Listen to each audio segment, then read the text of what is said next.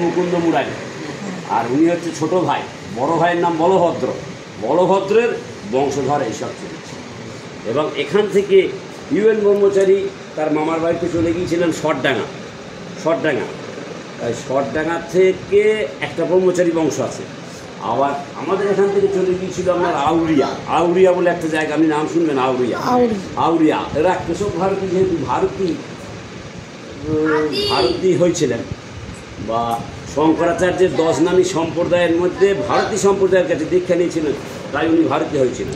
ভারতী টাইটেলটা ওই ইয়েতে নিয়েছে, এই আপনার আউরিয়াতে। আর আমরা যেহেতু উনি ব্রহ্মচারী হয়ে বেরিয়ে চলে গিয়েছিলেন, আমরা ব্রহ্মচারী হয়েছি। আমরা ব্রহ্মচারী হিসাবে এই টাইটেলটা নিয়েছি। আর উনি মানে গৃহত্যাগের পর একবার এসেছিলেন এইখানে, একবার ওই আপনার ওই ঈশান অগ্নিকোণে একটি ছোট্ট পুকুর, আমাদেরই পুকুর সেটা, ব্রহ্মচারীদের পুকুর, মানে ছোট পুকুরকে গড়ে বলে, তো ছোট পুকুরকে গড়ে বলে, সেইখানে একবার এসেছিলেন। তাই জন্য ওই জায়গাটার নাম হচ্ছে ভারতী গড়ি আছে ওখানে, আমাদের এখানে এই কোণে, বায়ু কোণে, না ঈশান অগ্নিকোণে। এটা তো পূর্ব দিক, হ্যাঁ, এটা ঈশান কোণ, এটা অগ্নিকোণ। তো তারপরে আপনার উনি বিভিন্ন জায়গায় যে দক্ষিণ ভারত গিয়েছিলেন, দক্ষিণ ভারতের 10 নামী সম্প্রদায়ের, ভারতীয় সম্প্রদায়ের কাছে দীক্ষা নিয়েছিলেন। দীক্ষা নিয়ে তাই জন্য ওনার নাম কেশব ভারতী দিয়ে কণ্টকনগর হয়েছিলেন। কণ্টকনগর মানে হচ্ছে কাটোয়া। ওখানে মহাপ্রভুকে সন্ন্যাস মন্ত্রে দীক্ষা দিয়েছিলেন, হ্যাঁ, আমাদের যতটুকু জানা। আর মহাপ্রভু আগে একবার দীক্ষা নিয়েছিলেন ঈশ্বরপুরী কাছে দীক্ষা নিয়েছিলেন, আর এখানে ওনার কাছে দীক্ষা নিয়েছিলেন। আর এনার গুরুদেবের নাম হচ্ছে মাধবেন্দ্রপুরী। কেশব ভারতীর গুরুদেবের নাম হচ্ছে মাধবেন্দ্রপুরী। কেশব ভারতীর দাদা হচ্ছে বলভদ্র। এই বলভদ্র থেকে এই সব সৃষ্টি। আপনারা তার বংশের যে কিছু অংশ চলে গেছে আপনার শটডাঙ্গা, আর কিছু অংশ চলে গেছে আউরিয়া।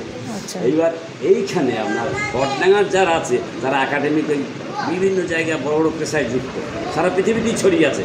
যেমন যার মধ্যে ইউএন ব্রহ্মচারী আপনার কালাজারের ওষুধ আবিষ্কার করেছিলেন, নাম শুনে থাকবেন, হ্যাঁ, উনি ওনার কালাজারের ওষুধ আবিষ্কার করেছিলেন। ওটার নাম, ওই ফর্মুলাটার নাম হচ্ছে ইউরিয়াস ডিবামাইন। হ্যাঁ, যাই হোক, উনি ওনার নাতির ছেলে এখানে এসেছিলেন আমাদের এখানে, এখনও বেঁচে আছেন। তা এখানে এসেছিলেন।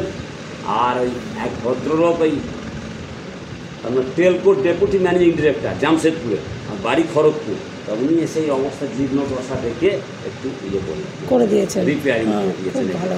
বছর 2-3 হলো। আমাদের তো এই সকলের আর্থিক অবস্থা সেরকম নয়, ঠিক মতো এই সেবা চালানো হচ্ছে।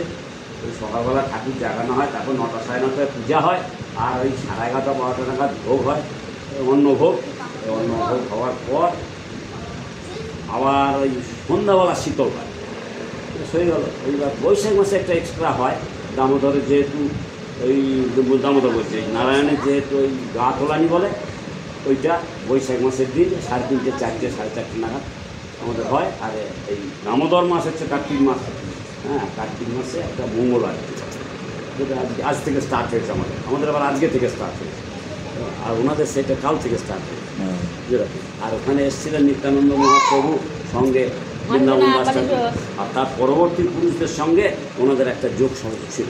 মানে এটা ধরুন কেশব ভারতী 1458 খ্রিস্টাব্দে জন্মগ্রহণ করেছে, হ্যাঁ, মাঘী শুক্লা ভৈমী একাদশী তিথিতে, হ্যাঁ, 1458।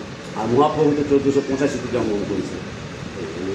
আমরা সেই থেকে, হ্যাঁ, ওনার সেদিত 5টা বালগোপাল মূর্তি আছে, আর 5টা শালগ্রাম শিলা। এবার বললেন এতগুলো শালগ্রাম শিলা করতে গেলে